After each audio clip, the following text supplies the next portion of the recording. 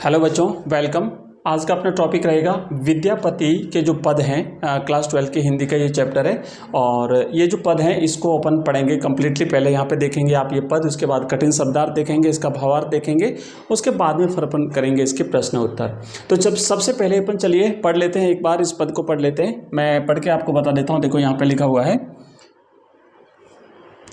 हाँ, के पतिया लई जात रे मोरा पियतम पास, ही नहीं सह असह दुख रे भेल सावन मास। एक सरी भवन पिया बिनु रे मोई रहलो न जाए, सखी अनकर दुख दारुण रे जग के पति आए। मोर मन हरि हर लय गैल रे अपनो मन गैल, गोकुल तेजी मधुपुर बस रे कन अपजस लेल। विद्यापति कवि गावल रे धनी धरु मन आस, आओत तोर मन भावन रे यही कार्तिक मास। तो इसमें होता क्या है कि विद्यापति यहाँ पे राधा की मनोदशा का, राधा के वियोग का वर्णन करते हैं। राधा और सखी आपस में बातचीत करती हैं। तो यहाँ पर पहले राधा सखी से कहती है कि मेरी विरह व्यथा मेरे प्रियतम कृष्ण तक कौन पहुँचाएगा। तो उसके उत्तर में फिर राधा ये कहती है कि भैया, उसके उत्तर में सखी राधा से कहती है कि थोड़ा इंतज़ार कीजिए, आपके पति श्री कृष्ण जो है वो कार्तिक मास में आपके पास आएंगे। इसका वर्णन यहाँ पे किया है। तो चलिए सबसे पहले देख लेते हैं, इसका भावार्थ समझते हैं, बीच में साथ में फिर इसके कठिन शब्दार्थ भी समझेंगे। के का मतलब होता है कौन। तो यहाँ पर जो है राधा कहती है कि भाई, राधा कहती है कि कौन पतिया मैंने पत्र या चिट्ठी लई जायत रे लेके जाएगा। मेरा पत्र कौन लेके जाएगा। मोरा मैंने मेरे प्रियतम पास, मेरे प्रियतम के पास में। प्रियतम का मतलब होता है मेरे प्रियतम, यानी श्री कृष्ण के पास में। ठीक है, प्रियतम यानी श्री कृष्ण के पास मेरा पत्र लेकर के कौन जाएगा। आगे कहते हैं, ये नहीं सहे असह दुख रे। असह माने ऐसा दुख जिसे सहन नहीं किया जा सके। भेल सावन मास, भेल का मतलब होता है लग गया, आ गया, है ना, आ गया। सावन का मतलब होता है श्रावण का महीना। तो श्रावण का महीना आ गया है और राधा यहाँ पे कह रही है कि ये मैंने हृदय में सहन नहीं हो रहा है। ये असह दुख जो है मुझे, ये जो विरह वेदना है, जो वियोग है, ये मुझसे सहन नहीं हो रहा है। श्रावण का महीना आ चुका है। एक सरी भवन पिया बिनु रे मोई रहलो न जाए। एक सरी मतलब अकेली। तो यहाँ पे राधा सखी से कह रही है कि इस भवन में अकेली मैं पिया के बिना रह नहीं सकती। मोही रहलो न जाए, मुझसे रहा नहीं जाता। मुझसे रहलो मैंने रहा न जाए, मैंने नहीं जाता। आगे क्या कहती है कि सखी अनकर दुख दारुण रे। हे सखी, ये जो दुख है ना, ये जो दुख है, जो कठोर दुख है, जो भीषण, जो भयंकर दुख है, ये अनकर मतलब दूसरों का, जग के पति आए। जग को क्या पता, दूसरों को क्या पता, मतलब जिस पे बीतती है उसी को पता चलता है, दूसरा इसे कैसे जाने। मोर मन हरि हर लई गैल रे अपनो मन गैल। यहाँ पे राधा कहती है कि मोर मन यानी मेरा मन जो है वो हरि मैंने श्री कृष्ण, हर मने ले जाना, हर लेना, हर करके लेके चले गए हैं। मेरे मन का, मेरी शांति का हरण कर लिया है। मेरे दिल का जो है वो कृष्ण अपने साथ लेके चले गए हैं, मुझे शांति नहीं है।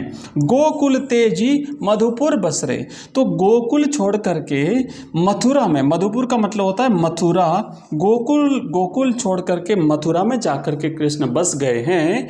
कन अपजस लेल, ये ऐसा अपयस इन्होंने क्यों लिया। अपजस का मतलब होता है अपयस। तो ये अपयस इन्होंने क्यों लिया। विद्यापति कवि गावल रे। विद्यापति कहते हैं, गावल का मतलब गाते हैं, बखान करते हैं, व्याख्या करते हैं, धनी धरु मन आस। और यहाँ पर विद्यापति ये कहते हैं कि सखी उत्तर के रूप में जब राधा ने ये बात करी तो सखी जो है वो राधा से कहती है कि हे धनी मैंने स्त्री यानी हे राधा, है ना। धनी का मतलब होता है स्त्री, राधा। धरु मैंने धारण करो, मन आस का मतलब होता है अपने मन में आस धारण करो, अपने मन में थोड़ा विश्वास धारण करो, धैर्य धारण करो। आवत तोर मन भावन रे, आवत का मतलब होता है आएंगे, तोर मैंने तुम्हारे, मन भावन यानी तुम्हारे मन को भाने वाले, तुम्हारे मन को अच्छे लगने वाले श्री कृष्ण जरूर आएंगे। यही मैंने इसी कार्तिक मास, इसी कार्तिक के महीने में, अभी श्रावण मास है, श्रावण, भाद्र, आश्विन और कार्तिक, ठीक है। तो श्रावण महीना है और यहाँ पे कहा है ना कि भेल सावन मास, तो अभी श्रावण महीना है, उसके बाद में कार्तिक महीना जब आएगा, ठीक है, तो उस समय जरूर आएंगे। तो ये हमने पहले पद का किया है, इसकी व्याख्या हमने, इसका भावार्थ और कठिन शब्दार्थ मैंने बता दिए। और इसके जो है ना, इसके जो प्रश्न उत्तर हैं, एक बार फिर से मैं थोड़ा सा आपको इसके कठिन शब्दार्थ देख लेते हैं, और इसके जो प्रश्न उत्तर हैं वो अपन नेक्स्ट वीडियो में करेंगे। और ये जो पीडीएफ, अगर आप इसकी पीडीएफ अगर आप प्राप्त करना चाहते हैं तो आप हमारा ऐप डाउनलोड कर लीजिए। एजुकेशन राइज नाम से हमारा ऐप है, एजुकेशन राइज नाम से आपको प्ले स्टोर पर मिल जाएगा, इस वीडियो के डिस्क्रिप्शन में लिंक भी मिल जाएगा। तो एजुकेशन राइज ये हमारा ऐप है, इस वीडियो के डिस्क्रिप्शन में लिंक दिया हुआ, उस पर क्लिक करके आप इस ऐप को आप डाउनलोड कर सकते हैं। वहाँ पे आपको कंप्लीट कोर्स मिलेगा, हिंदी साहित्य का चैप्टर वाइज सब कुछ वहाँ पे आपको इसकी पीडीएफ मिलेगी, नोट्स भी मिलेंगे और वीडियो लेक्चर्स भी मिलेंगे, प्रश्न उत्तर, एमसीक्यू सब कुछ मिलेगा। ऑनलाइन टेस्ट भी अगर आप देना चाहें तो वहाँ पर दे सकते हैं, ठीक है। चलिए आगे बढ़ते हैं। नेक्स्ट यहाँ पे थोड़ा सा अपन देख लेते हैं, कठिन शब्दार्थ देख लेते हैं कि लिखा है। के का मतलब होता है कौन, वैसे मैंने बता दिया पर एक बार फटाफट जल्दी से अपन देख लेते हैं। पतिया का मतलब होता है पत्र या चिट्ठी। ले जात रे मतलब ले जाएगा। ही नहीं सहे मतलब हृदय में सहन नहीं कर सकता, कर सकती, हृदय सहन नहीं करता, कर सकता। असह दुख माने असहनीय दुख। भेल का मतलब होता है आ गया या लग गया। सावन मास का मतलब होता है सावन का महीना, श्रावण का महीना। एक सरी मैंने अकेली। मोई रहलो न जाए, इसका मतलब होता है मुझसे रहा नहीं जाता। अनकर का मतलब होता है दूसरों का। दुख दारुण माने दारुण दुख या कठोर दुख। जग मने संसार, के पतिया मने कौन विश्वास करेगा। हरि का मतलब होता है श्री कृष्ण। हर ले गैल का मतलब होता है हरण करके ले गए। तजी का मतलब होता है त्यागना। मधुपुर का मतलब होता है मथुरा। अपजस का मतलब होता है अपयस। लेल का मतलब होता है लिया। गावल का मतलब गाया है, धनी यानी स्त्री राधा। धरु का मतलब होता है धारण करो। आवत का मतलब होता है आएंगे। मन भावन का मतलब होता है मन को भाने वाला यानी श्री कृष्ण। यही मैंने इसी कार्तिक मास में, इसी कार्तिक के महीने में, भी श्रावण का महीना चल रहा है, श्रावण, भाद्र, आश्विन और कार्तिक। तो इस तरीके से कार्तिक महीने में तुम्हारे प्रियतम जरूर आएंगे। नेक्स्ट हमारा दूसरा पद है। अब देखिए यहाँ पे दूसरा पद एक बार मैं पढ़ लेता हूँ, फिर संदर्भ क्या है वो भी मैं आपको बताऊंगा कि किस कंडीशन में ये बात कही गई है, और फिर इसका भावार्थ और कठिन शब्दार्थ करते हैं। पहले एक बार पढ़ लेते हैं। कहते हैं सखी है कि पूछसी अनुभव मोय, सेह परिति अनुराग बखानीय, तिल तिल नूतन होय, जन्म अवधि हम रूप निहारल, नयन न तिरपित भेल, सेहो मधुर बोल श्रवणहि, सुनल श्रुति पथ परस न गेल, कत मधु जामिनी रभस गमाओली, न बूझल कैसई केली, लाख लाख जुग हिय हिय राखल, तयो हिय जरनी न गेल, कत विदगत जन रस अनुमोदय, अनुभव काहू न पेक, विद्यापति के प्राण जुड़ाइते, लाखे न मिलल एक। तो लाखों में मुझे एक नहीं मिला। अब हुआ क्या कि यहाँ पे सखी ने राधा से पूछा कि राधा प्रेम क्या होता है, प्रेम कैसा होता है, प्रेम का अनुभव क्या है। तो राधा जवाब देते हुए कहती है कि हे सखी, क्या कहा है यहाँ पे कि हे सखी की पूछसी अनुभव में, तुम मुझसे पूछ रही हो कि प्रेम का अनुभव कैसा होता है। तो राधा कहती सुनो कि प्रेम का अनुभव क्या होता है। से परिति अनुराग बखानी तिल तिल नूतन होए। अगर मुझसे ये पूछती हो कि प्रेम का अनुभव कैसा होता है, तो प्रेम वो होता है जिसकी प्रीति और अनुराग का बखान, उसके अनुराग और उसकी प्रीति का बखान करते करते हम थक जाते हैं, लेकिन उसकी व्याख्या नहीं कर सकते, उसका बखान नहीं कर सकते। क्यों? क्योंकि वो तो तिल तिल नया होता है, वो तो पल पल बदलता रहता है, वो तो पल पल नवीन होता रहता है। मतलब आपको उससे संतुष्टि कभी नहीं मिलती, आप उससे कभी धापते नहीं। तो प्रेम ऐसा होता है जिसमें आपको कभी संतुष्टि नहीं मिलती, क्योंकि वो पल पल नवीन नवीन होता जाता है। नूतन का मतलब होता है नया, वो प्रतिपल बदलता है, वो प्रतिपल नया होता जाता है। आगे कहती है जन्म अवधि हम रूप निहारल नयन न तिरपिल भेल। और फिर बात करते हैं कि उसको देखने की इच्छा कभी समाप्त ही नहीं होती। जैसे मैं श्री कृष्ण को पूरे जीवन भर उसको उनको देखती रही। जन्म अवधि का मतलब होता है जीवन भर, हम रूप निहारल, निहारल का मतलब होता है देखना। तो श्री कृष्ण को मैंने जीवन भर से देख रही हूँ, फिर भी मेरे नयन तिरपित भेल, तिरपित भेल मैंने होना है ना, भेल का मतलब होता है होना, तिरपित का मतलब होता है तृप्त होना, तिरपित का मतलब होता है तृप्त होना, फिर भी मेरे नेत्र तृप्त नहीं हुए, मेरे नेत्रों को फिर भी जो है वो मेरे नेत्रों की प्यास नहीं बुझी।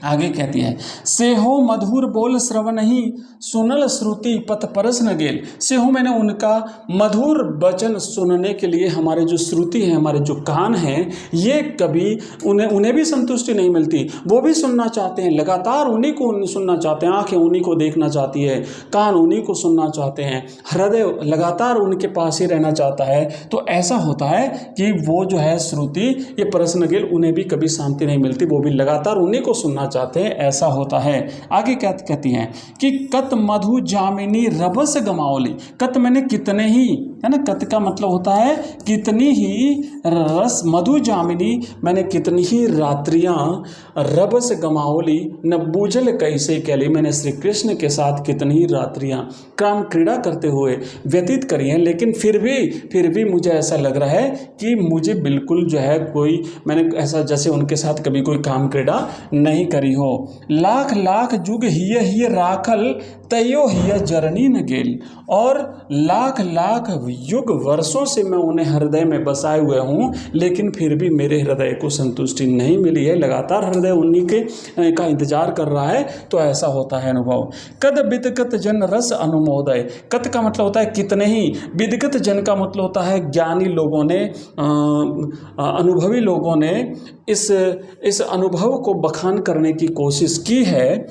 विद्यापति के प्राण जुड़ाई थे लाख न मिलल एक। लेकिन विद्यापति कहते हैं कि इतने कई सारे जो ज्ञानवान लोग थे, उन्होंने, विद्वान लोगों ने अपना अनुभव बखान करने की कोशिश की, लेकिन मुझे एक भी नहीं मिला ऐसा, लाखों में मुझे ऐसा एक भी नहीं मिला जो ये कह सके कि भाई मुझे संतुष्टि हुई हो। तो कहना का मतलब है इसमें कभी संतुष्टि नहीं होती। आइए देखते हैं इसके कठिन शब्दार्थ। और यहाँ पर देखेंगे पूछसी का मतलब होता है पूछती हो, है ना। राधा कहती है सखी से कि तुम पूछती हो। मोहे यानी मेरे, प्रीति का मतलब होता है अनुराग यानी प्रेम, प्रीति मैंने प्रेम। के पूछसी क्या पूछती हो, अनुभव का मतलब होता है प्रेम का मेरा जो अनुभव है। सेह का मतलब होता है वही, प्रीति प्रेम भाव, बखानी वर्णन करने योग्य। निहारल का मतलब होता है देखा। तिल का मतलब होता है क्षण क्षण। नूतन का मतलब होता है नवीन। जन्म अवधि का मतलब होता है जीवन भर।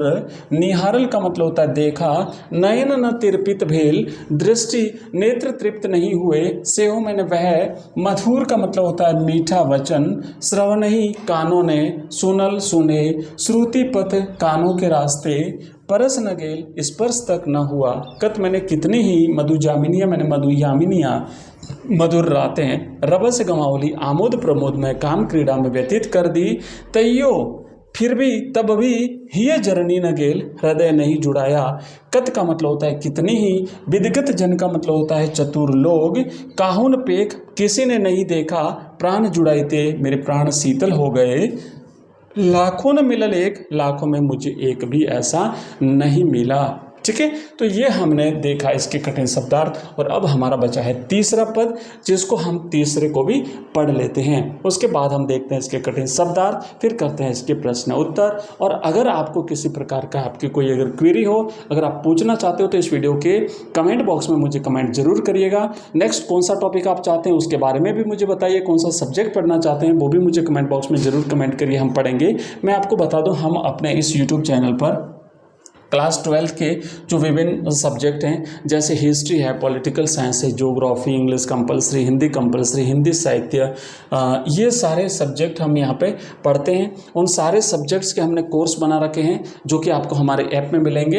हमारा ऐप है एजुकेशन राइज नाम से हमारा ऐप है, प्ले स्टोर पर अवेलेबल है। इस वीडियो के डिस्क्रिप्शन में लिंक दिया हुआ, उस लिंक से भी आप हमारे ऐप को डाउनलोड कर सकते हो। तो वहाँ पर हमने जो कोर्सेज बनाए हैं, जैसे हिस्ट्री का कोर्स है, हिंदी का कोर्स है, हिंदी साहित्य का, इंग्लिश का, ज्योग्राफी का, पॉलिटिकल साइंस का, वो कंप्लीट कोर्स हम आपको मात्र 99 रुपीज़ में 1 साल की वैलिडिटी के साथ अवेलेबल करवा रहे हैं। पूरे 1 साल की वैलिडिटी मात्र 99 रुपीज़ में, और उसमें हम आपको देंगे, आपको ई नोट्स हम देंगे, आपको हम देते हैं वहाँ पे ई नोट्स, साथ में हमारे जितने भी वीडियोस होते हैं वो आपको वहाँ पे मिलेंगे। उसके अलावा वहाँ पे आपको क्वेश्चन आंसर्स मिलते हैं, और उसके अलावा आपको वहाँ पे मिलते हैं एमसीक्यूज़ मिलते हैं। और सबसे बड़ी बात है, आप ऑनलाइन टेस्ट अगर देना चाहते हैं प्रत्येक टेस्ट का, तो वहाँ पे आपको ऑनलाइन टेस्ट भी जो है वो वहाँ पे आप दे सकते हैं और अपनी तैयारी जो है वो परख सकते हैं।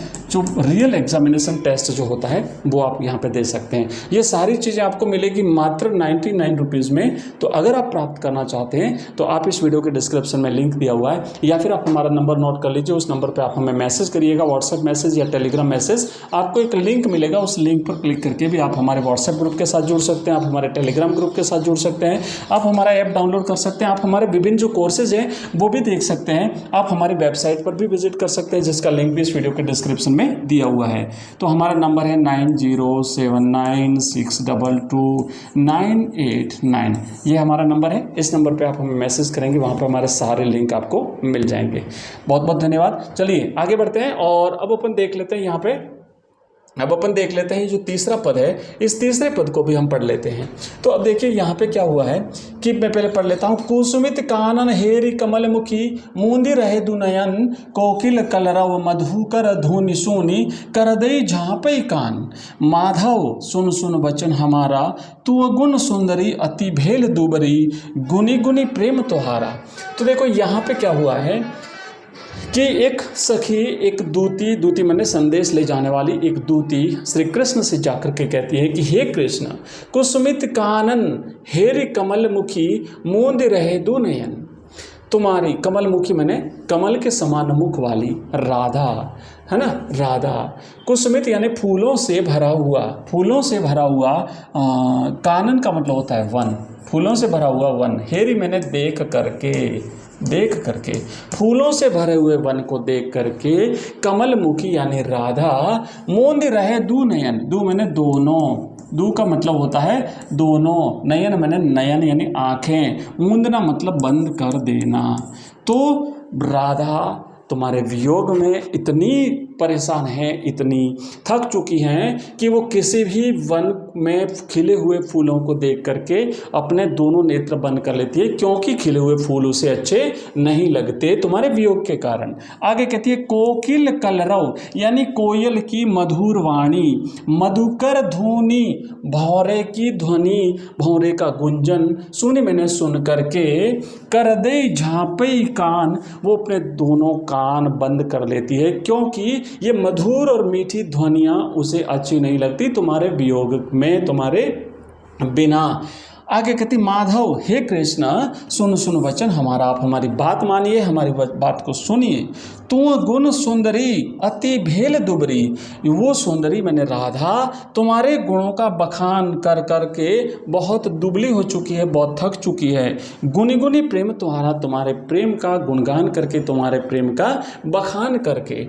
आगे बढ़ते हैं, देखो यहाँ पे क्या कहा गया है, आगे कहा गया है कि धरनी धरी धनी कत बेरी बेसई, पुनीत ही उठे न पारा, कातर दीठी करी 14 हेरी नयन गरई जलधारा, तोहर बिरह दिन छन छन तनुचिन, 14 चांद समान, भनई विद्यापति शिव सिंह नरपति, लिखिमा देही रमान।